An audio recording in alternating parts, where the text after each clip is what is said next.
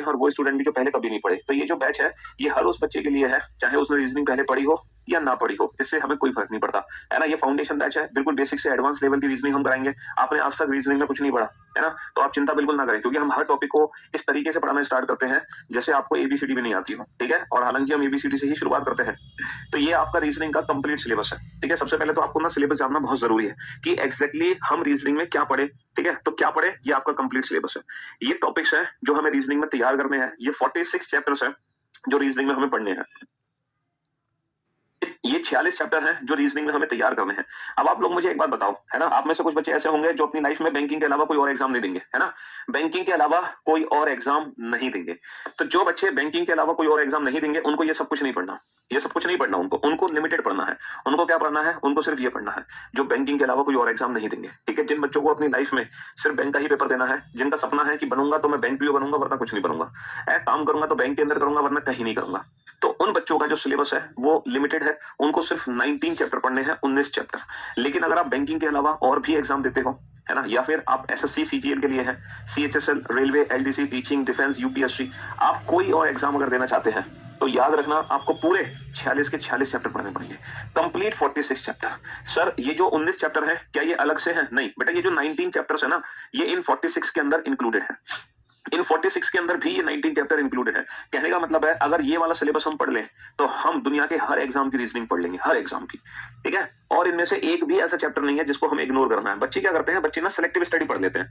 वो ये देखते हैं, है ना, प्रीवियस ईयर में क्या पूछा गया, वो पिछले 2 साल के पेपर उठाते हैं और उन 2 साल के पेपर के आधार पर वो अपना सिलेबस तैयार करके चले जाते हैं। लेकिन हमें ऐसा नहीं करना, हमें लास्ट 2 ईयर का नहीं, हमें कम से कम लास्ट 10 ईयर्स के पेपर देखने होते हैं, पिछले 10 सालों के पेपर। क्योंकि आज के समय में कंपटीशन इतना टफ है कि अगर एक भी सिंगल क्वेश्चन एग्जाम में रह गया तो बेटा सिलेक्शन हमारा बहुत मुश्किल है। मतलब एक नंबर से 100 रैंक आगे पीछे हो जाती है। तो एग्जाम में आया हुआ हर क्वेश्चन, ठीक है, हर टॉपिक, हर क्वेश्चन हमारे लिए इंपॉर्टेंट है। इसीलिए हमें कंप्लीट सिलेबस पढ़ना पड़ेगा। क्योंकि अगर मैं सेलेक्टिव स्टडी की बात करूं तो सेलेक्टिव स्टडी तो बेटा दुनिया करती है, दुनिया इंपॉर्टेंट चैप्टर पढ़ लेती है, लेकिन सिलेक्शन सभी का नहीं होता। सिलेक्शन तब होता है जब हम भीड़ से कुछ अलग हटके काम करते हैं। तो हमें तैयारी कंप्लीट रीजनिंग की करनी पड़ेगी। हाँ, नो डाउट कि जिनसे क्वेश्चन एग्जाम में भी पूछे जा रहे हैं उनकी हम ज्यादा प्रैक्टिस करेंगे, जिनसे क्वेश्चन नहीं पूछे जा रहे हैं उनकी हम कम प्रैक्टिस करेंगे, है ना। लेकिन पढ़ना हमें सब कुछ होता है, तैयारी हमें पूरे सिलेबस की करनी है। एक भी टॉपिक को हम इग्नोर नहीं करेंगे। याद रखना, मैं सिर्फ रीजनिंग सब्जेक्ट की बात नहीं कर रहा। अगर आप मैथ्स पढ़ रहे हैं, इंग्लिश पढ़ रहे हैं या जीएस पढ़ रहे हैं, तो कोई भी सब्जेक्ट अगर आप तैयार कर रहे हैं तो वो सब्जेक्ट आपका पूरा 100% तैयार होना चाहिए। आप किसी भी सिंगल टॉपिक को इग्नोर नहीं करेंगे। आप अगर टॉपिक्स इग्नोर करके जाएंगे एग्जाम में तो वो एक जो कॉन्फिडेंस होता है ना एग्जाम में, वो आपके अंदर नहीं होगा। वो जोश है ना, वो कॉन्फिडेंस से भरपूर, वो जोश से भरपूर आप नहीं होगे एग्जाम के अंदर। कहीं ना कहीं आपके अंदर थोड़ी बहुत कमी रहेगी। किस चीज की? उस कॉन्फिडेंस की कमी रहेगी। और अगर कॉन्फिडेंस कम होगा तो आपकी स्पीड नहीं बनेगी एग्जाम में, और अगर स्पीड नहीं बनेगी तो सिलेक्शन नहीं होगा, ठीक है। तो यहाँ पर हम क्यों, अरे जीडी का एग्जाम हो, कोई भी एग्जाम हो। अच्छा ये बताओ, रीजनिंग की अगर मैं बात करूं तो आपने एसएससी का पेपर देखा होगा अभी मेंस का, क्योंकि रीजनिंग अभी सीजीएल मेंस में आई है, जैसे कि आप जानते हैं। आज से पहले रीजनिंग कभी मेंस में नहीं पूछी जाती थी, सीजीएल में, अब सीएचएसएल मेंस में आ गई। और एसएससी के एक करके हर एग्जाम में रीजनिंग मेंस में आने वाली है। पहले रीजनिंग सिर्फ बैंकिंग में ही मेंस में आती थी, बट अब हर एग्जाम में रीजनिंग मेंस में आएगी। तो अगर मैं बात करूं सीजीएल मेंस की, जो सीजीएल मेंस अभी हुआ है हमारा, ठीक है ना, अभी 2 मार्च से जो पेपर थे हमारे एसएससी सीजीएल मेंस के, पहली बार रीजनिंग के क्वेश्चन मेंस में पूछे गए। और कितने क्वेश्चन पूछे गए बेटा, कितने क्वेश्चन पूछे गए? 30 क्वेश्चन हमारे पूछे गए।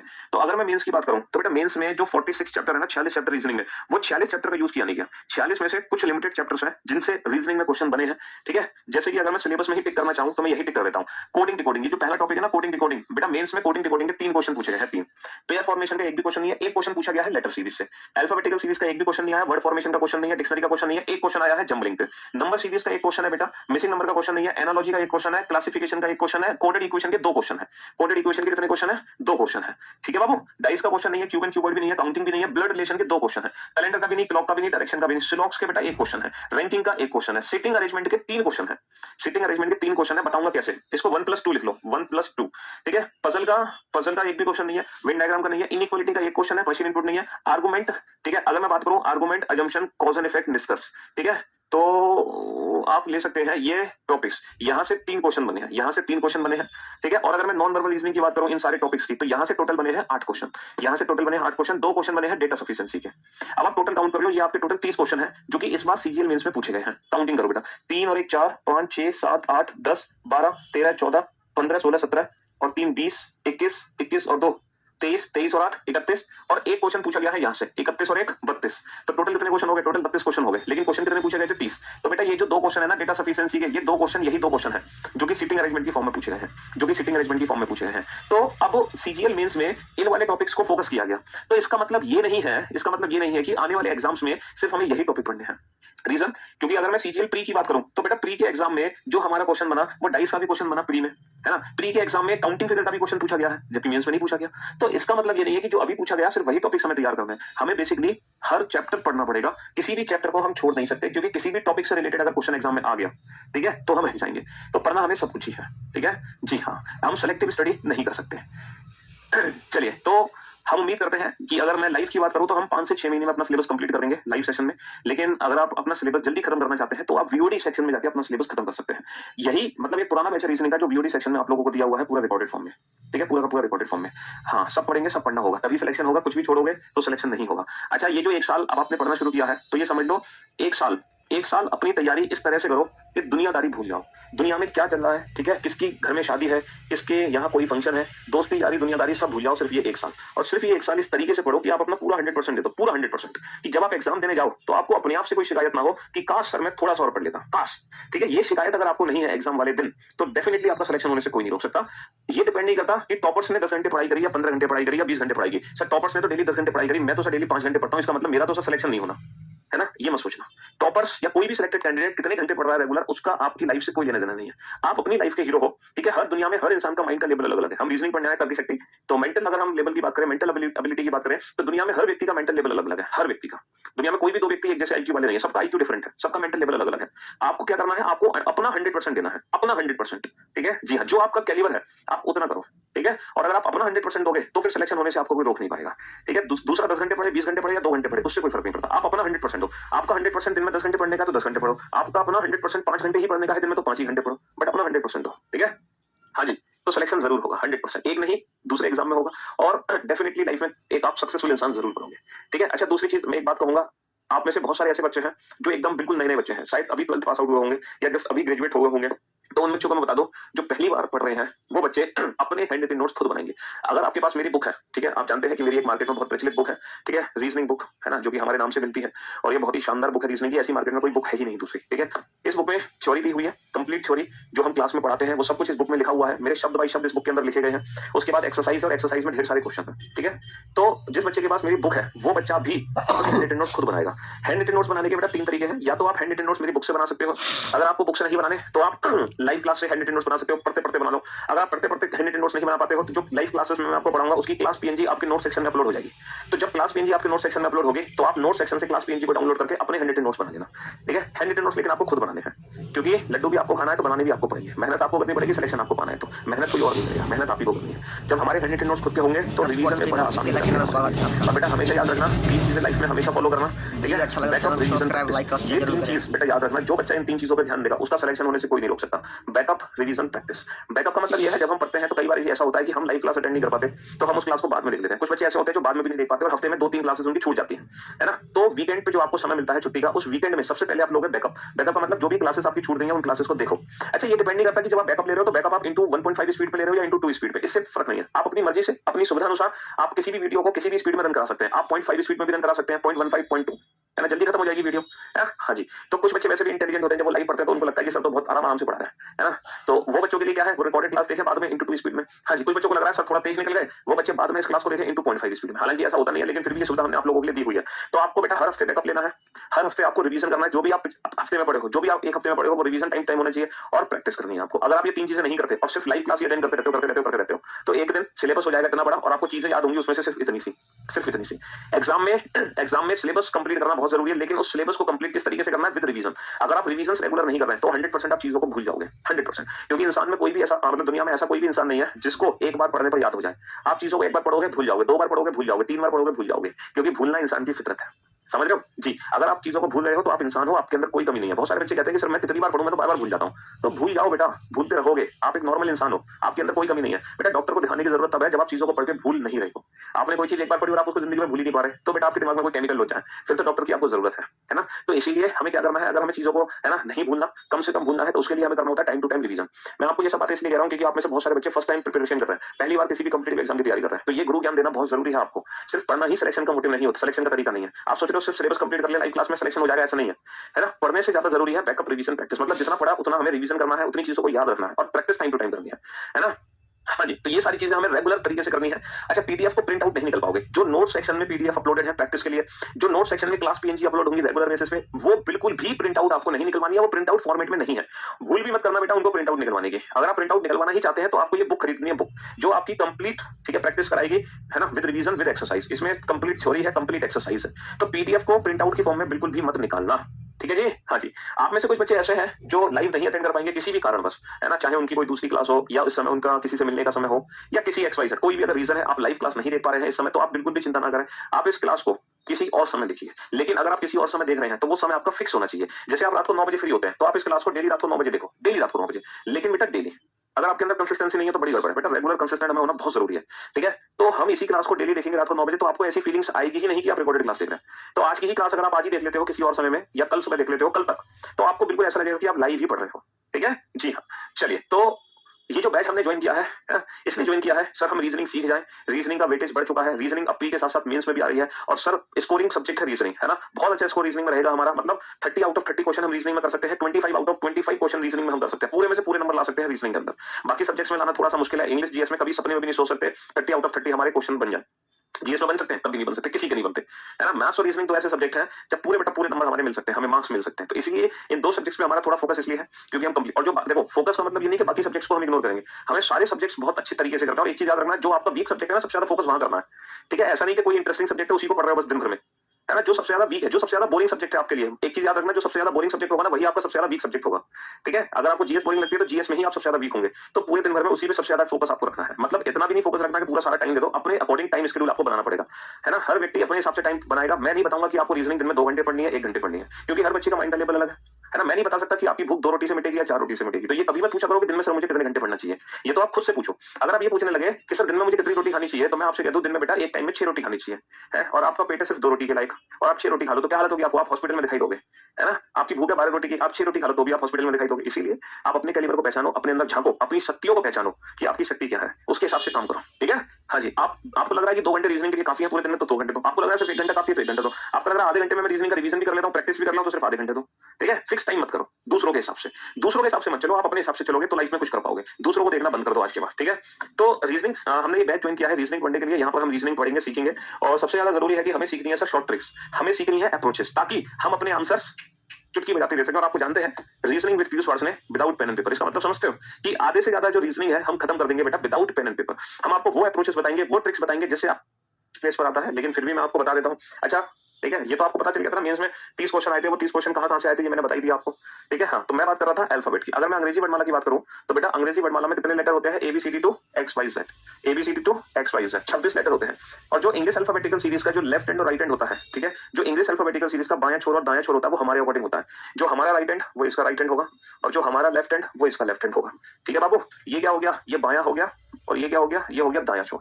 तो हमें पता होना चाहिए कि अंग्रेजी वर्णमाला में कोई भी लेटर किस प्लेस पर आ रहा है, ठीक है। वो जैसे मैं आपसे पूछूं बताओ एफ जो लेटर है वो किस प्लेस पर है, एफ लेटर, एफ का स्थान क्या होगा, है ना। तो अगर आप उंगलियों पे काउंट करोगे ABCDEF और बताओगे सर एफ तो 6ठे स्थान पर है, ऐसे करके बताओगे एफ 6ठे स्थान पर है, तो समझ लो एग्जाम में गए तुमसे आगे कम से कम लाखों स्टूडेंट निकल गए लाखों स्टूडेंट, ठीक है। तो उंगलियों पे काउंटिंग करके हमें नहीं बताना। मैंने पूछा एफ का प्लेस, आप तुरंत बताओगे 6। मैंने पूछा एस का प्लेस, तो आप तुरंत बताओगे 19। कैसे बताओगे, देखो एक वर्ड है जिसके बेसिस पर हम अल्फाबेटिक प्लेस की प्रैक्टिस कर सकते हैं, और वो वर्ड है एसोटी। क्या वर्ड है, एसोटी, है ना। मैंने कहा था ना हम बिल्कुल बेसिक से चलेंगे, एकदम जीरो लेवल से, इस तरह से जैसे आपने आज तक कभी किसी भी कॉम्पिटिटिव एग्जाम की तैयारी ही नहीं की, आप लाइफ में पहली बार रीजनिंग पढ़ रहे हैं, बिल्कुल इस तरीके से हम चलेंगे। स्पोर्ट्स टीम ऑफिशियल अकेला में स्वागत है आपका। वीडियो अच्छा लगे तो चैनल को सब्सक्राइब, लाइक और शेयर जरूर अगर मैं अंग्रेजी वर्णमाला में पूछूं ई का स्थान कितना है, तो बेटा अंग्रेजी वर्णमाला में ई का स्थान कितना है, 5, है ना भाई। डी के बाद क्या आएगा, ई चौथा, 5वां, और हर एक लेटर के प्लेस में 5-5 का डिफरेंस है, 5, 10, 15, 20, 25, 5, 10, 15, 20, 25।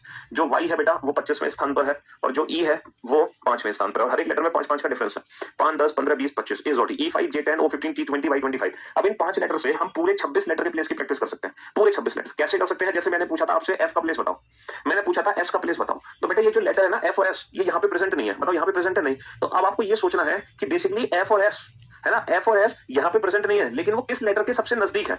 बताओ एफ और एस किस लेटर के सबसे नजदीक है? सोच के देखो सर, एफ ई एफ, अब ई का प्लेस 5 हो गया तो एफ का प्लेस कितना होगा? 5 के बाद 6 आएगा, है ना। बताओ एस किसके नजदीक है? S T, S T T 20, तो एस का प्लेस कितना हो जाएगा? एस का प्लेस 19 हो जाएगा। तो आपको ये सोचना है कि जो भी लेटर हम प्लेस डिफाइन कर रहे हैं वो इन पांचों लेटर में से किस लेटर के सबसे नजदीक है, उसके रेफरेंस में हम उसका प्लेस पता लगा सकते हैं। जैसे कि हमें पता लगाना है बेटा आई का प्लेस, है ना, आई का प्लेस, एक्स का प्लेस और के का प्लेस, पी का प्लेस, यू का प्लेस, ठीक है। आप पता लगाइए जी का प्लेस और एल का प्लेस, क्यू का प्लेस, वी का प्लेस, आप पता लगाइए एम का प्लेस, आर का प्लेस, ठीक है, डब्ल्यू का प्लेस। तो ये जो लेटर्स मैंने लिखे हैं, जरा इन लेटर्स का प्लेस आप आइडेंटिफाई करके देखो इन 5 लेटर की हेल्प से, ठीक है। इन 5 लेटर की हेल्प से इन लेटर्स का प्लेस एक बार बताने की कोशिश करो अपने मन में, थोड़ा सा कोशिश करो, करके देखो बेटा। 1 मिनट की प्रैक्टिस।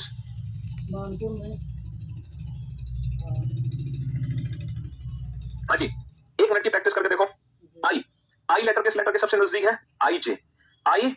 अब जे का प्लेस 10 है, जे से ठीक पहले आई है, तो आई जे 10, तो आई का प्लेस क्या होगा भाई? 10 से पहले क्या आता है? 10 से पहले 9 आता है, ठीक है। एक्स लेटर किसके नजदीक है सबसे? बताओ।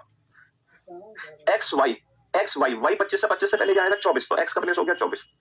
ए लेटर किसके नजदीक है? जे का प्लेस हो गया 10, तो के का प्लेस कितना होगा? 11 होगा। पी लेटर किसके सबसे नजदीक है? ओपी 15, तो पी का प्लेस 16 हो गया। यू किसके सबसे नजदीक है? सर टी 20, तो यू 21 हो गया। अच्छा, जी लेटर किसके सबसे नजदीक है? Sir E F G 5 6 7।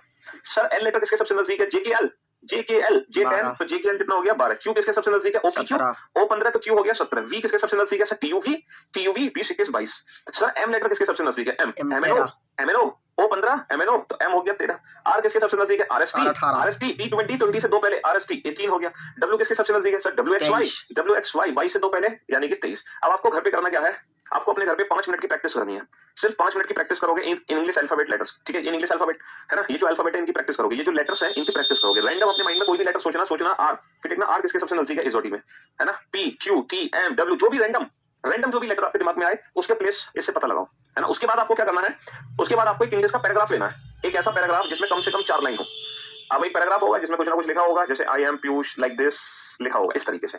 अब आप उस इंग्लिश के पैराग्राफ में आप हर एक लेटर के ऊपर ना उसका प्लेस लिखना, हर एक लेटर के ऊपर उसका प्लेस कहां से? इजोटी से लिखना। आई जैसे आई जे, तो आई 9 हो गया, ए पहला है, एम एमएनओ तो एम 13 हो गया, ओपी, इस तरीके से आप प्लेसिंग लिखना। जब आप पहली लाइन की नंबरिंग करोगे ना तो आपको लगेगा यार ये तो बहुत बोरिंग है और बहुत टाइम वेस्ट हो रहा है, बट बेटा जितना बोर बाद में उतना ही मजा देगा। फिर आप दूसरी लाइन की नंबरिंग करोगे तो आपको पहले से कुछ कम समय लगेगा, तीसरी लाइन की नंबरिंग करोगे तो और कम समय लगेगा, और जैसे ही आप चौथी पांचवी लाइन पे पहुंचोगे, है ना, जैसे ही आप चौथी पांचवी लाइन पे पहुंचोगे तो ये समझ लो फिर आप इजोटी को भूल जाओगे, फिर तो आपको इजोटी की जरूरत ही नहीं है। बिना इजोटी की हेल्प के आपको लेटर और उसका प्लेस पता चल जाएगा। हालांकि देखो अंग्रेजी वर्णमाला में कुछ ऐसे लेटर्स हैं जिनका प्लेस उनके अंदर ही छुपा हुआ है, अगर मैं उन लेटर्स को ध्यान से देखूं।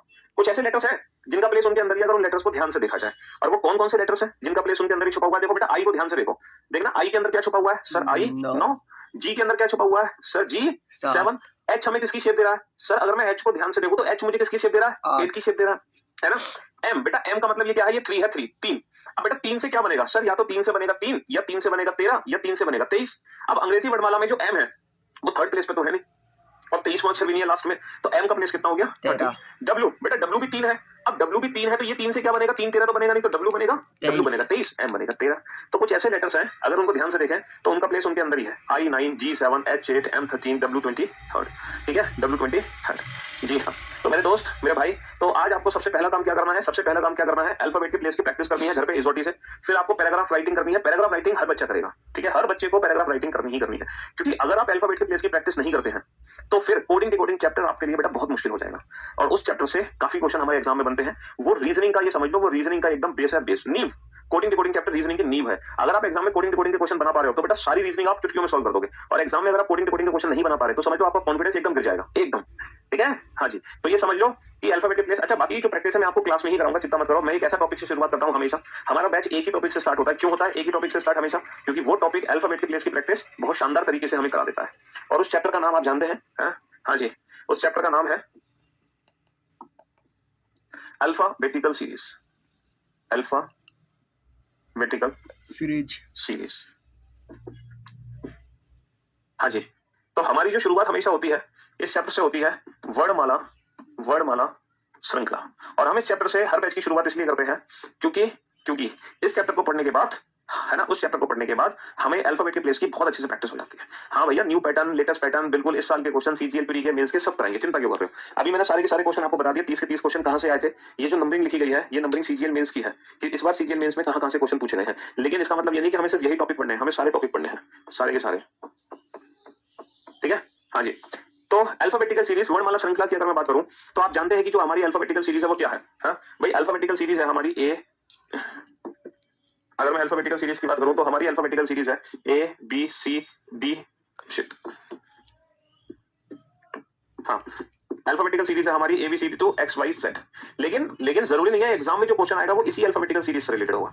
एग्जाम में थोड़ी डिफरेंट टाइप की भी सीरीज यूज होती है, ठीक है, यानी कि जिसको हम बोलते हैं reverse alphabetical series, reverse alphabetical series, ठीक है। और एग्जाम में इस सीरीज से भी रिलेटेड क्वेश्चन आ सकता है, BDF टू XYZ, इसको बोलते हैं इवन सीरीज, इवन सीरीज यानी कि सम श्रृंखला, ठीक है। हमारे एग्जाम में इससे रिलेटेड भी क्वेश्चन आ सकता है ACE टू Y, इसको बोलेंगे हम ऑड सीरीज यानी कि विषम श्रृंखला, ठीक है। हमारे एग्जाम में ऐसी भी सीरीज हो सकती है जिसमें फर्स्ट हाफ को रिवर्स लिखा, सेकंड हाफ को रिवर्स लिखा। एग्जाम में ऐसी भी सीरीज होती है जिसमें फर्स्ट हाफ को रिवर्स लिखा, सेकंड हाफ हमारी नॉर्मल है। एक ऐसी भी सीरीज हो सकती है फर्स्ट हाफ नॉर्मल है, सेकंड हाफ को हमने रिवर्स लिखा। और एक ऐसी भी सीरीज होगी जो कि होगी alpha numeric series, alpha numeric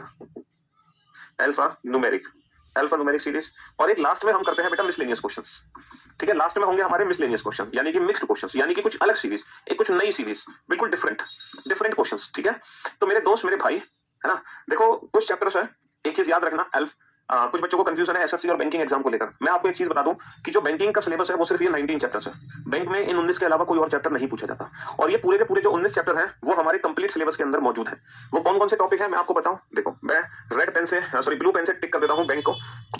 पहला टॉपिक है कोडिंग डिकोडिंग, दूसरा पेयर फॉर्मेशन, तीसरा है अल्फाबेटिकल सीरीज, चौथा है नंबर सीरीज, पांचवा है ब्लड रिलेशन, छठा है डायरेक्शन, सातवां है सिलॉक्स, आठवां है रैंकिंग, नवा है सीटिंग अरेंजमेंट, 10वां है पजल, 11वां टॉपिक है इनइक्वालिटी, 12वां टॉपिक है इनपुट, 13वां argument, 14 assumption, 15 conclusion, 16 course of action, 17 cause and effect, 18 decision making और 19वां चैप्टर है डेटा सफिशिएंसी। ये 19 वो चैप्टर है जो बैंकिंग स्टूडेंट्स के लिए है, और जो बाकी के बच्चे हैं यूपीएससी का पेपर हो, सीजीएल का पेपर हो, पुलिस, रेलवे, आपको कंप्लीट सिलेबस पढ़ना है। अब यहाँ पर एक डाउट आता है, सर जैसे कोडिंग डिकोडिंग चैप्टर है तो सर ये चैप्टर तो बैंकिंग एग्जाम में भी है और एसएससी एग्जाम में भी है, ठीक है। तो जो बैंकिंग एग्जाम के टॉपिक है वो हमें किस तरह से पढ़ने चाहिए, है? देखो हम किसी भी चैप्टर को स्टार्ट करेंगे ना पढ़ना, है ना, जैसे हमने डायरेक्शन चैप्टर को स्टार्ट किया या ब्लड रिलेशन को स्टार्ट किया, कोई भी टॉपिक जो हम स्टार्ट कर रहे हैं वो बिल्कुल बेसिक से शुरू करेंगे, एकदम बेसिक से, ठीक है। और हम उसको एडवांस लेवल तक पढ़ेंगे, यानी कि हम कहें तो, है ना, 0 to हीरो लेवल, है ना, 0 to हीरो लेवल, यानी कि प्री प्लस मेंस।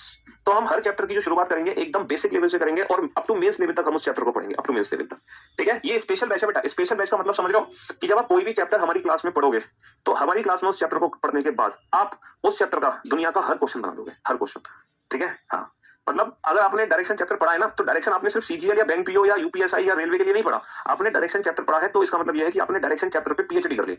अब दुनिया का कोई भी क्वेश्चन, कोई भी आदमी बना दे डायरेक्शन का, आप हर क्वेश्चन को बना दोगे।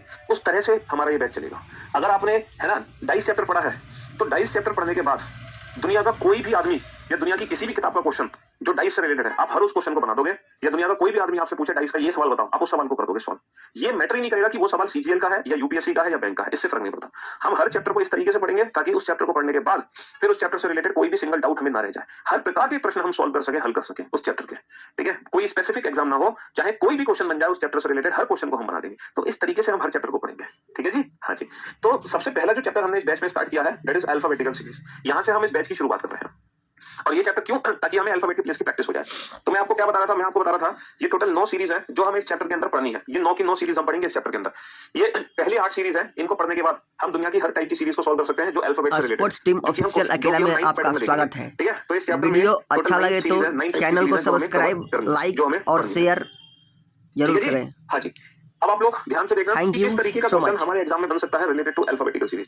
मतलब क्वेश्चन किस तरीके का एग्जाम में बनता है, किस तरीके से पूछा जाता है, वो जरा हम देख लेते हैं अल्फाबेटिकल सीरीज का। आप लोगों को सिर्फ क्वेश्चन पढ़ना है, उसका आंसर नहीं देना, ठीक है। आप लोग क्वेश्चन का आंसर नहीं दोगे, आप लोग सिर्फ क्वेश्चन को पढ़ोगे कि एग्जैक्टली लिखा क्या है, ठीक है, क्या पूछ रहे हैं हमसे।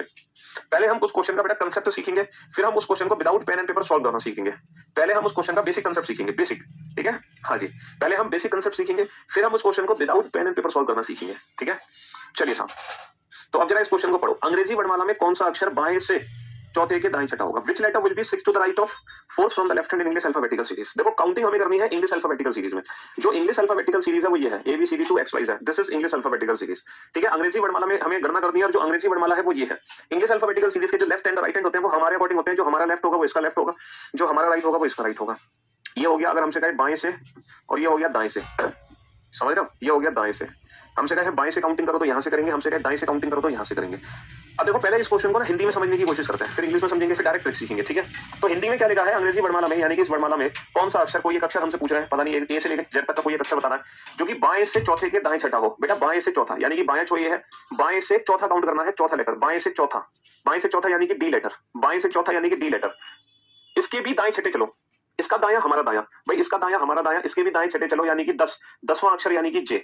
तो काउंटिंग क्या करनी है भैया अंग्रेजी वर्णमाला में, बाएं से चौथे के दाएं छठा, के दाएं छठा। तो हिंदी में तो समझ गए, अब इसी लैंग्वेज को इंग्लिश में समझते हैं। विच लेटर विल बी, देखो विच लेटर विल बी, कोई एक लेटर हमसे पूछा है, कौन सा, that is 6 to the right of 4th from the left hand. ये बताओ किसके 6 टू द राइट, किसके 6 to the right, 4th from the left hand. तो पहले हम काउंट करेंगे 4th from the left hand, पहले हम काउंट करेंगे 4th from the left hand, then after इसके 6 टू द राइट, इसका राइट हमारा राइट, देन आफ्टर इसके 6 टू द राइट। तो फाइनली ये हमारा आंसर होगा दैट इज जे। भैया 4 और 6 10, 10वां अक्षर कौन सा हो गया अंग्रेजी वर्णमाला में जे। किसके 6 टू द राइट जाना था, 4th from the left hand. तो ये लैंग्वेज थी इंग्लिश और हिंदी में। अब इस क्वेश्चन को डायरेक्ट एग्जाम में कैसे सॉल्व करेंगे विदाउट पेन एंड पेपर, ये सीख लेते हैं। अच्छा एक बात बताओ, जब हमने इस क्वेश्चन को पढ़ा तो पहली कौन सी पोजीशन आई, पहली पोजीशन है राइट, दूसरी पोजीशन है लेफ्ट। तो क्या ये जरूरी है जब भी हम इस क्वेश्चन को पढ़ेंगे हमेशा पहली पोजीशन राइट और दूसरी पोजीशन लेफ्ट होगी? नहीं सर, देखो ये भी हो सकता था सर दोनों पोजीशन राइट हो सकता है ना कि ये भी राइट और यहाँ भी राइट लिखा हो।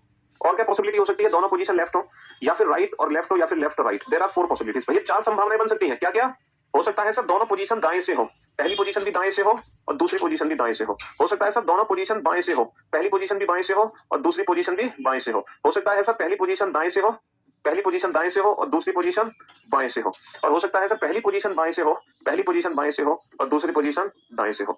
तो कितने कॉम्बिनेशन बन सकते हैं, कितने कॉम्बिनेशन बन सकते हैं, 4 कॉम्बिनेशन बन सकते हैं। हो सकता है दोनों राइट हो, दोनों लेफ्ट हो, राइट लेफ्ट लेफ्ट राइट, हो सकता है दोनों दाएं हो, दोनों बाएं हो, दाएं बाएं या बाएं दाएं। 4 पॉसिबिलिटी हो सकती है ना। अब आपको पता है एक छोटा सा काम करना है ना। अब छोटा सा, सर जी मैंने 2 साल पहले बैच लिया था, क्या मुझे न्यू पैटर्न के लिए बैच लेना चाहिए? बिल्कुल भी नहीं लेना चाहिए, क्योंकि 2 साल पहले जो हमने पढ़ाया था और जो आज का न्यू पैटर्न है वो हमारे 2 साल पहले बैच में इंक्लूडेड है। हालांकि मैं जो इन 2 साल में क्वेश्चन एग्जाम में पूछे गए हैं वो क्वेश्चन क्लास में प्रैक्टिस कराऊंगा, या क्लास में क्वेश्चन में बीच में ऐड करूंगा या लास्ट में ऐड करूंगा, लेकिन सिर्फ उन्हीं क्वेश्चंस को करने के लिए पूरा बैच खरीदने की क्या जरूरत है? फिर तो आपने 2 साल पहले पढ़ा था हमसे, तो आपने पूरी रीजनिंग पढ़ी ली है, तो जो 2 साल के क्वेश्चंस हैं बस उन क्वेश्चंस की प्रैक्टिस आप अलग से कर लो, ठीक है। हाँ जी, लेकिन इस बैच में कंसेप्ट तो वही है, बेसिक अप्रोचेस वही है ना। जो 2 साल में बने हैं क्वेश्चंस वो ऐड होते चले जाते हैं, लेकिन उसके लिए पूरे बैच की कोई जरूरत नहीं है आपको, ठीक है जी। हाँ जी, एक बार अच्छे से पढ़ लिया, ये जो बैच है ना, ये जो स्पेशल बैच में मैं आपको पढ़ा रहा हूँ, एक बार आपने अगर अच्छे से पढ़ लिया ना तो अगले 5 साल तक आपको दोबारा रीजनिंग पढ़ने की कोई आवश्यकता नहीं है। अगले 5 साल तक चाहे आपके एग्जाम पैटर्न में कितना भी बदलाव हो जाए, ये समझ लो इस बार रीजनिंग पढ़ ली तो अगले 5 साल तक नीचू हो गए आप लोग, ठीक है। हाँ जी, चलिए तो अब आप लोग मेरी बात ध्यान से सुनना। अब आपको करना क्या है, देखो ये बहुत ही छोटा सा काम करना है आपको।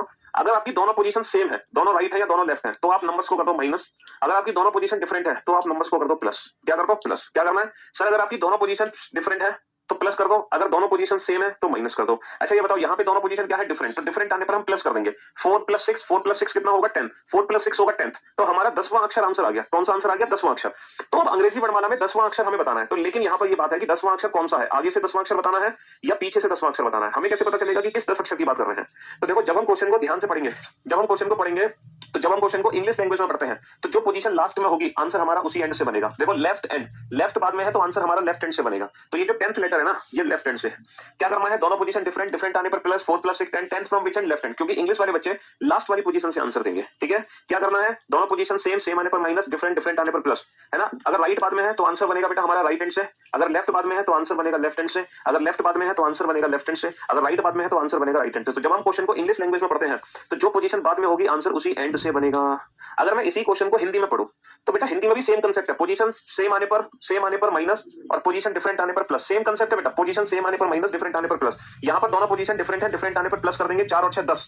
लेकिन यहाँ पे जो 10वां अक्षर होगा वो किस एंड से होगा, लेफ्ट एंड या राइट एंड, बाएं से या दाएं से। तो बेटा इंग्लिश में जो पोजीशन लास्ट में थी हिंदी में वही पोजीशन पहले है, हिंदी में वही पोजीशन पहले है बाएं से जो इंग्लिश में लास्ट में था। तो अगर इंग्लिश में लास्ट वाली पोजीशन से आंसर दे रहे हैं तो हिंदी में हम आंसर देंगे पहले वाली पोजीशन से। तो हिंदी वाले बच्चे क्या करेंगे, जो पोजीशन पहले है, दायां पहले है तो आंसर बनेगा बेटा दाएं से, अगर बायां पहले है तो आंसर बनेगा बाएं से, ठीक है, अगर दायां पहले है तो आंसर बनेगा दाएं से, और अगर बायां पहले है तो आंसर बनेगा बाएं से। अब मेरे साथ आप इस कंसेप्ट को रिपीट करो, इस ट्रिक को रिपीट करो। पोजीशन सेम आने पर माइनस, डिफरेंट आने पर प्लस, पोजीशन सेम आने पर माइनस, डिफरेंट आने पर plus. In case of English answer last वाली पोजीशन से, in case of Hindi answer पहले वाली पोजीशन से। फटाफट से रिपीट करो, पोजीशन सेम आने पर माइनस, डिफरेंट आने पर plus. In case of English answer last वाली पोजीशन से, in case of Hindi answer पहले वाली पोजीशन से। अब आप answer without pen and paper दोगे, विदाउट पेन एंड पेपर, ठीक है। चलिए इस क्वेश्चन को पढ़ो जरा, है ना। इस क्वेश्चन का आंसर दोबारा से दो बेटा, बिना पेन पेपर के। पहले क्वेश्चन का आंसर डायरेक्ट देना है, वो भी विदाउट पेन एंड पेपर। कैसे दोगे बेटा? हिंदी वाले बच्चे हिंदी में करें, इंग्लिश वाले बच्चे इंग्लिश में करें। दोनों पोजीशन डिफरेंट आने पर प्लस, 4 और 6 10, 10वां अक्षर कहां से? बाएं से, बाएं से 10वां अक्षर। एसओटी को अपने दिमाग में रखना, क्योंकि अभी हम थोड़ा सा ना एसओटी के हिसाब से सोचेंगे, फिर धीरे धीरे हमारी इतनी प्रैक्टिस हो जाएगी कि हम एसओटी को दिमाग से ही निकाल देंगे, है ना। हाँ जी, फिर हम एसओटी को दिमाग से ही निकाल देंगे। अच्छा, इंग्लिश में जो, हिंदी में जो प्लस माइनस होगा, हिंदी में प्लस माइनस जो होगा वो आगे से होगा, लेकिन इंग्लिश में जो प्लस माइनस होगा वो हमेशा पीछे से होगा, क्योंकि इंग्लिश में हम जो आंसर दे रहे हैं वो पीछे से ही दे रहे हैं। दोनों पोजीशन हमारी क्या है? दोनों पोजीशन हमारी डिफरेंट आने पर प्लस होगा। 4 + 6 10, 10th from which and? Left hand. और लेफ्ट से 10th क्या होगा? जे। इस क्वेश्चन का आंसर तो बेटा दोनों पोजीशन डिफरेंट आने पर plus, 5 + 10 15, 15 from which and? Left hand. Left hand से 15th क्या होगा? लेफ्ट हैंड से 15th को। दोनों पोजीशन क्या है सर? दोनों पोजीशन यहाँ पे डिफरेंट है, डिफरेंट आने पर प्लस होगा। 5 और 10 15, 15वां अक्षर कहां से होगा? बाएं से, और बाएं से 15वां अक्षर क्या होगा? बाएं से 15वां अक्षर होगा ओ। इस तरह राइट आंसर। तो अब हमें ना तो पेन की जरूरत है ना पेपर की जरूरत है, और ऐसे प्रश्न हम बिना पेन पेपर के हल कर सकते हैं। और जितने ज्यादा ऐसे क्वेश्चन को अभी हम सॉल्व करते जाएंगे, वैसे वैसे हमारे अल्फाबेट की प्लेस की प्रैक्टिस और अच्छी होती चली जाएगी। चलिए अब ये नेक्स्ट 2 क्वेश्चंस है, इन दोनों क्वेश्चन के आंसर डायरेक्ट देना, ठीक है। हाँ जी, पोजीशन सेम आने पर माइनस, डिफरेंट आने पर प्लस। इंग्लिश में बनाओगे तो लास्ट वाली पोजीशन से आंसर दोगे, हिंदी में बनाओगे तो पहले वाली पोजीशन से आंसर दोगे। हाँ जी, हम सर बहुत परेशान है। अरे यार परेशान है, पहली क्लास में ही बहुत परेशानी, अपनी परेशानी व्यक्त कर रहे हो। ये बैच बेटा रीजनिंग के लिए है। क्या परेशानी है आपको बताओ, है क्या परेशानी है? अगर हमारे बस की होगी तो हम उस परेशानी को दूर करेंगे, नहीं बस की होगी तो नहीं कर पाएंगे, हैं? अगर कोई घरेलू समस्या है तो बेटा आपको वो खुद ही निपटानी पड़ेगी, हैं? अगर बाहर की समस्या है वो भी आपको खुद निपटानी पड़ेगी। कोई रीजनिंग से रिलेटेड समस्या है वो हम निपटा सकते हैं। हाँ जी, क्या आंसर आया? हाँ क्या आंसर आया? बताओ सर। यहाँ पे दोनों ही पोजीशन क्या है? सर यहाँ पे दोनों ही पोजीशन सेम है, सेम आने पर माइनस करेंगे। 15 माइनस का 5 10, 10वां अक्षर कहां से? बाएं से। और अंग्रेजी वर्णमाला में 10वां अक्षर क्या होता है? जे। अंग्रेजी वर्णमाला में 10वां अक्षर क्या होता है? जे होता है ना। दोनों पोजीशन क्या है? दोनों पोजीशन सेम है, सेम आने पर माइनस करेंगे। 15 माइनस का 5 10, 10th from which and? Left hand. 10th from which and? Left hand. Left से 10th लेटर क्या होगा? 10th लेटर होगा जे। 10th लेटर क्या होगा? 10th लेटर होगा जे। ठीक है जी, चलिए नेक्स्ट। दोनों ही पोजीशन क्या है? दोनों ही पोजीशन सेम है, सेम आने पर माइनस। 17 माइनस का 7 10, 10th from which and? Left hand. दोनों ही पोजीशन सेम, सेम आने पर माइनस। 17 माइनस का 7 10, 10वां अक्षर कहां से? बाएं से। और अंग्रेजी वर्णमाला में बाएं से 10वां अक्षर क्या होगा? 10वां अक्षर फिर से जे होगा। भाई पोजीशन सेम आने पर माइनस, सेम आने पर माइनस, डिफरेंट आने पर, सॉरी दोनों में सेम आने पर माइनस हो गया, दोनों में सेम आने पर माइनस हो गया। ठीक है, दोनों का आंसर क्या आ गया? दोनों का आंसर जे आ गया।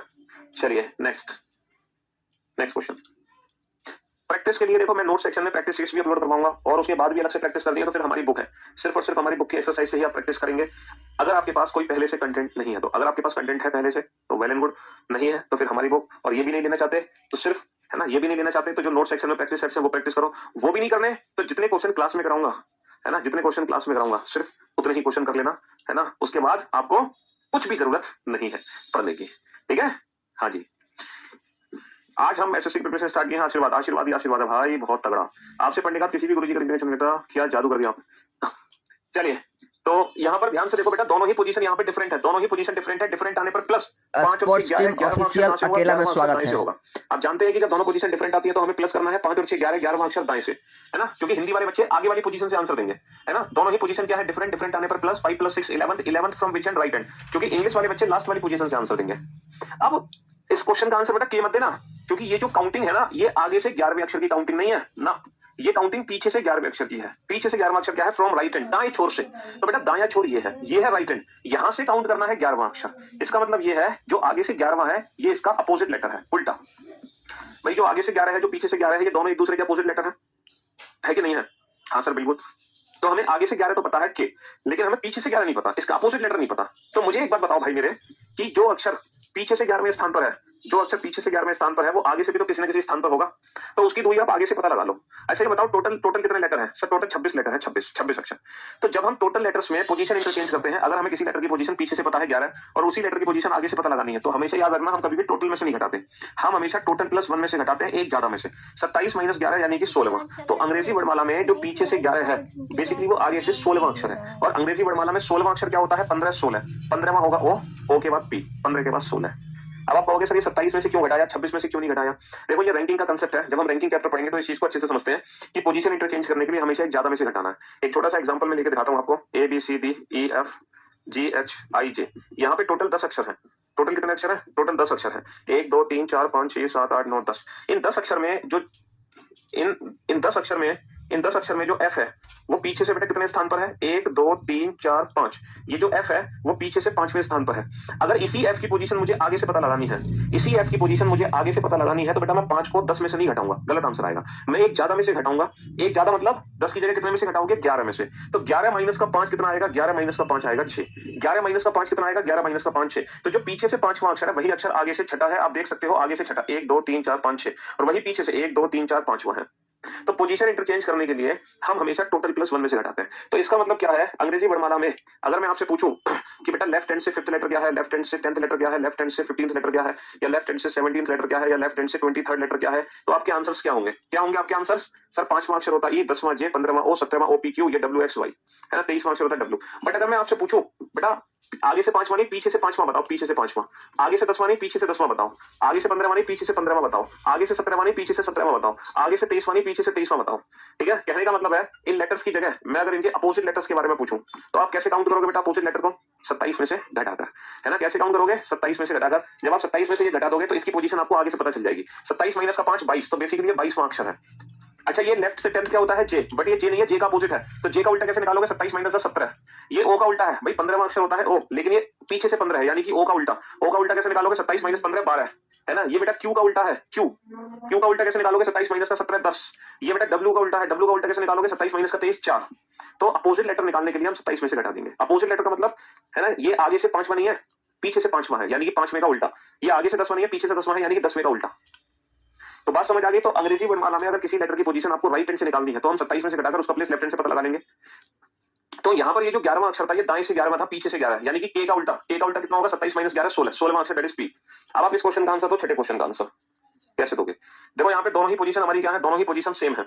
दोनों ही पोजीशन सेम है, सेम आने पर माइनस करोगे 15 माइनस का 5 10, और ये 10वां अक्षर कहां से होगा? ये 10वां अक्षर दाएं से होगा। अब बेटा ये जे आंसर नहीं है, ये 10वां अक्षर दाएं छोर से है, दाएं छोर से। ये दाएं छोर से 10वां अक्षर है, यानी कि ये आगे से जो 10वां अक्षर होता है ना जे, ये जे नहीं है, ये जे का उल्टा है। अब जे का उल्टा कैसे निकालोगे? 27 माइनस का 10 17, तो बेसिकली ये 17वां अक्षर है अंग्रेजी वर्णमाला का, 17वां अक्षर दैट इज क्यू, 17वां अक्षर दैट इज क्यू। तो अगर अंग्रेजी वर्णमाला में लेफ्ट हैंड से काउंटिंग हो रही है तो हम डायरेक्ट एसओटी से बता देंगे, और अगर राइट हैंड से काउंटिंग हो रही है तो वो भी हम बता देंगे। क्या बहुत अर्जेंट है? क्या हो गया भाई? बोलो बोलो जल्दी बोलो। वीडियो अच्छा लगे तो चैनल को सब्सक्राइब लाइक और घंटिया को दबाना न भूलिएगा। सर क्लास पूरा समझ में आ रहा है, चलिए तो ये क्या अर्जेंट है? क्लास समझ में आ रहा है तो बात कर लें। क्या बात कर लें? क्या बात कर लें बताओ? क्लास के बाद मेरी लाइफ का सवाल है, बोलो बोलो। अरे आप लोग वीडियो को लाइक नहीं करना है यार, कर जल्दी जल्दी। बेटा जैसे ही 6:15 होगा आप लोगों के कमेंट्स अपने आप बंद हो जाएंगे, क्योंकि आपका जो क्लास का टाइम है वो 5 to 6:15 है। तो जैसे ही आपकी घड़ी में 6:15 होगा तुरंत क्या होगा? आपके कमेंट्स बंद हो जाएंगे। तो इसीलिए जो भी कुछ पूछना है कमेंट कर दो। क्लास के बाद बात कैसे करेंगे? फोन करके आपको, फोन तो देखो नहीं कर सकते, आप हमारी टीम से कांटेक्ट कर सकते हैं, या मैं अपनी टीम को बोल दूंगा वो आपसे कांटेक्ट कर लेगी। अगर इतना ही अर्जेंट है, आपकी लाइफ का सवाल है, तो हमारी टीम आपसे कांटेक्ट कर लेगी। ठीक है, तो दोनों क्वेश्चन के आंसर दीजिए फटाफट से, जल्दी से। अंग्रेजी वर्णमाला में कौन सा अक्षर दाएं से 20वें के दाएं 5वां होगा? दाएं से 20वें के दाएं 5वां। तो बाबू दोनों ही पोजीशन क्या है? दोनों ही पोजीशन यहाँ पे सेम है। दोनों ही पोजीशन क्या है? दोनों ही पोजीशन सेम है। और जब पोजीशन सेम होती है तो क्या करते हैं? पोजीशन सेम आने पर माइनस करते हैं। 20 माइनस का 5 15, 15वां अक्षर हो गया दाएं छोर से। हिंदी वाले बच्चे आगे वाली पोजीशन से आंसर। दोनों ही पोजीशन सेम, सेम आने पर माइनस। 20 माइनस का 5 15, 15 from which and right and. English वाले बच्चे लास्ट वाली पोजीशन से आंसर। अब बेटा ये जो 15वां अक्षर है ये ओ नहीं है, ये ओ का उल्टा अक्षर है। ओ का उल्टा, ओ का उल्टा कैसे निकलेगा? 27 माइनस 15 12 12 12 जेकेएल, जेकेएल। ठीक है, हाँ जी। नेक्स्ट, यहाँ पे दोनों ही पोजीशन सेम है, दोनों ही पोजीशन सेम है, सेम आने पर माइनस करेंगे। 7 माइनस का 17 माइनस का 10, और माइनस का 10 कहां से? बाएं छोर से। माइनस का 10 कहां से? बाएं छोर से। यहाँ पे दोनों ही पोजीशन हमारी सेम है, सेम आने पर माइनस। 7 माइनस का 17th माइनस का 10th। देखो इंग्लिश वाले बच्चे माइनस प्लस पीछे से करते हैं, हिंदी वाले बच्चे माइनस प्लस आगे से करते हैं, समझे? 7 माइनस का 17th माइनस का 10th, माइनस का 10th from which and? Left hand. अब हम फंस गए सर, ये जो है ना ये माइनस का 10th फ्रॉम लेफ्ट हैंड है ना, ऐसा अक्षर तो अंग्रेजी वर्णमाला में होता ही नहीं है। यहां हम फंस चुके हैं, क्योंकि सर ऐसा अक्षर, ऐसा लेटर तो अंग्रेजी वर्णमाला में होता ही नहीं है। तो माइनस का 10वां अक्षर है, हम निकाले कैसे? सर ये तो आपने फंसा दिया, ये तो सर चीटिंग है, ये तो सर आपने फंसा दिया। आपने जो प्रैक्टिस कराई है वो हमें A to Z की प्रैक्टिस कराई है 1 to 26 की। आपने तो बोला ही नहीं था कि माइनस का 10वां जैसा अक्षर भी कोई होगा। देखो माइनस का 10वां अक्षर अंग्रेजी वर्णमाला में नहीं होता, नो डाउट, लेकिन अगर माइनस का 10 आया है तो हमें आंसर तो देना ही पड़ेगा। तो ऐसी सिचुएशन में हम क्या करते हैं, माइनस का लेटर हम कैसे बताते हैं, ठीक है, माइनस वाले लेटर्स की पोजीशन हम कैसे आइडेंटिफाई करेंगे, ये हम आज नहीं, ये हम कल जानेंगे, क्योंकि अब आप लोगों के कमेंट्स भी बंद हो चुके हैं। तो माइनस वाले क्वेश्चंस को हम कल करेंगे, आज के लिए सिर्फ इतना ही काफी है। तो आज हमने क्या सीखा, आज सबसे पहले तो हमने इजोटी पे लेटर्स की प्रैक्टिस की, फिर हमने वो लेटर्स देखे जिनका प्लेस उनके अंदर ही छुपा हुआ है, G7H8I9 है ना, M13W23। फिर हमने क्या किया, हमने ये वाले क्वेश्चन किए, कैसे किए कि पोजीशन सेम आने पर माइनस, डिफरेंट आने पर प्लस। अगर हम इंग्लिश में क्वेश्चन कर रहे हैं तो लास्ट वाली पोजीशन से आंसर होगा, हिंदी में क्वेश्चन कर रहे हैं तो पहले वाली पोजीशन से आंसर होगा। अगर हमसे अंग्रेजी वर्णमाला में कोई भी अक्षर पूछे, चाहे हमसे लेफ्ट हैंड से पूछे 10th या राइट हैंड से पूछे 10, अब हम चुटकी बजाते ही बता सकते हैं 10वां अक्षर कौन सा है, आगे से 10वां अक्षर जे का उल्टा 27 माइनस का था 17, 17 माइनस क्यू। तो हम किसी भी लेटर का प्लेस बता सकते हैं, चाहे लेफ्ट हैंड से या राइट हैंड से। और बाकी हम इस चैप्टर को करेंगे कल कंटिन्यू, ठीक है। आज के लिए सिर्फ इतना ही, चलिए love you all, take care, मिलते हैं आपसे कल। तो मौसम बहुत अच्छा है दिल्ली में, बाहर भी उम्मीद करते हैं कि आज मौसम बहुत अच्छा होगा, पिछले 2-3 दिन से लगातार बारिश भी हो रही है, मौसम भी बहुत मस्त बना हुआ है, आपके यहाँ भी बहुत अच्छा मौसम होगा। चलिए, तो अच्छा अपनी पढ़ाई को ना रेगुलर रखना बेटा, बीच में ब्रेक मत करना, क्योंकि हमें शुरुआत में ना हमारे अंदर बहुत जोश होता है, बहुत, इतना जोश होता है कि बस पूछो मत, लेकिन इस जोश को बरकरार रखना आखिर तक, ठीक है। जैसे आज पढ़ोगे जितने जोश से, वैसे ही कल पढ़ोगे, वैसे ही परसों, वैसे ही नरसों, मतलब करते जाना है इस जोश को बरकरार, है ना। रेगुलरिटी होनी चाहिए, कंसिस्टेंसी होनी चाहिए। अगर बीच में ब्रेक हुए आप, है ना, तो समझ लो सब खत्म। पढ़ना शुरू किया है तो ये सोच के पढ़ना शुरू किया, बस अब मैं ब्रेक नहीं करूंगा अपनी पढ़ाई को बीच में, है ना। चलिए मिलते हैं नेक्स्ट वीडियो में। वीडियो अच्छा लगे तो चैनल को सब्सक्राइब, लाइक और शेयर जरूर कीजिए। Thank you, have a nice day, आपका दिन मंगलमय हो।